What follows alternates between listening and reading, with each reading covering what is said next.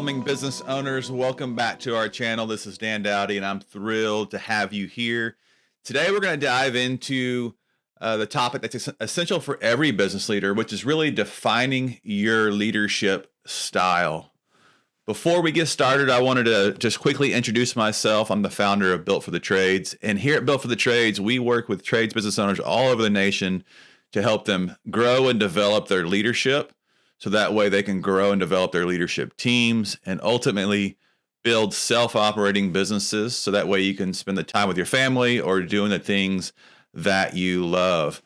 So what's the big issue with not knowing your leadership style? I think first and foremost, whenever you don't know your leadership style, you're going to tend to be so one-sided with your leadership that you're going to end up either getting run over by your team and they're not going to respect you, or you're going to end up having people who are only there for a paycheck and who are just clocking in, clocking out, doing the least amount as possible, and always depending on you to make every decision for them, and ultimately may even lead to high turnover or just a hard time finding people to come into your organization. So if that's you own a plumbing business owner, and any of those pain points resonate with you, I think today's video is going to help you with that. So once you determine this, you are really going to be able to lean in, get more balanced as a leader, and you're going to see your team really buy into you as their leader. So the first thing we got to do, we really need to just define the difference between leadership and management. First and foremost, leadership is influence. John Maxwell says leadership is influence, nothing more, nothing less. So if leadership is influence, what can management be? Well, management is accountability. And so you can see that if leadership is influence and management is accountability, to be a great leader, you need to have qualities for both. And so to draw this out for you, if you are more naturally gifted as a leader, you're probably going to be better at building relationships, getting people to like you. You're probably going to be at a little slower pace to where you're keeping everybody moving forward with you at your pace. And I think the downside to being a more naturally gifted leader is that you tend to avoid holding people accountable. You may say yes too much and commit to everything and overcommit, even at the sacrifice of your own happiness.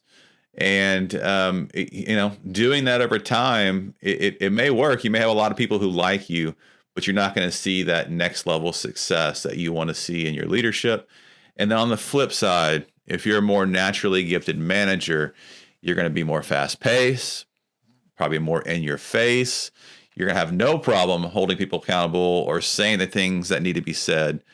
But what you're going to see in return is you're going to surround yourself with a bunch of people who are waiting there for your orders, and also who are doing just enough to get by, because though they respect you as a manager or the person who's pushing the organization forward, they really don't respect you as their leader. There's no relationship built there.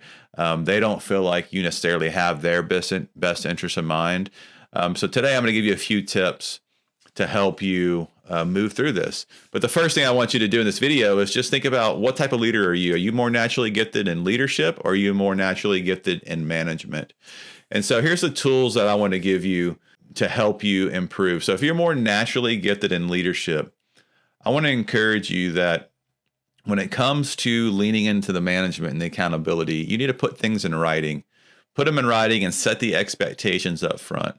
A good example of that is a simple 1 or 2 page position agreement that says, here are your job responsibilities, and clearly line it out, and then sit down with that person that you're leading, review it with them, make sure they understand it, and have them sign it.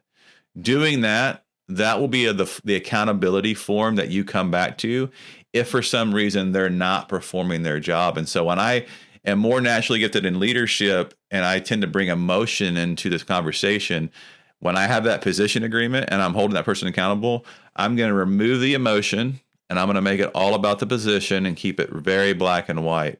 And so I'm going to sit down. I'm going to let them know that they are important. I'm going to state what it is they're doing wrong in my organization. And then I'm going to find it in the position agreement where it says you committed to doing this. And then, only then at that point, are we going to put together a performance improvement plan to help them improve. Now, on the flip side, if you are more naturally gifted in management and you have no problem holding people accountable, then the next step for you is to slow down and realize that like building the relationships is worth it. And so what I want you to do is go to your calendar, and I'd love to see you commit to booking one-to-one with each team member you lead one time per month. That could be in your office, that could be at lunch or at breakfast or just having coffee in the afternoon. But I want you to sit down with each team member, and I don't want you to talk about work. I want it to be simply relationship building. I want you to just document what's their spouse's name, how many kids they have, what are their names and ages, what do they enjoy doing outside of work. And then as you build that relationship month over month, I want you to start to ask them, what goals do they have? When you start to realize that, they're married and they have kids and you know their name and they really want to buy this house. And as a manager, you're leaning into that relationship side of leadership, and you can sit down with them and you can educate them and you can hold them accountable and you can help them save their money and get their credit score up and buy the house. You're going to see that they trust you as their leader, that they're bought into you 100%, that they're going to stay long-term in your organization, because it's not just about the paycheck. It's about you helping them transform their life. So I want to encourage you all that with this information today in our video, and just remind everybody out there that there's nobody naturally gifted right in the middle of leadership and management.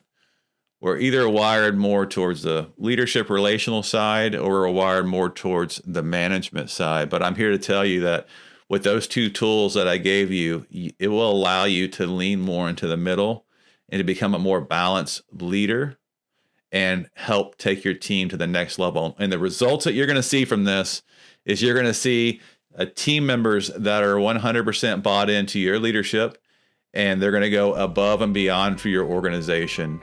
And they're going to think and they're going to make decisions by themselves. They're going to be independent. They're not going to need you for everything, which is going to free your time up. If you want to learn anything more about what we have going on here at Built for the Trades, you can find us at builtforthetrades.com. And we also have a Built for the Trades podcast where we share more information just like this. I hope you have an amazing day, and I'll see you next time.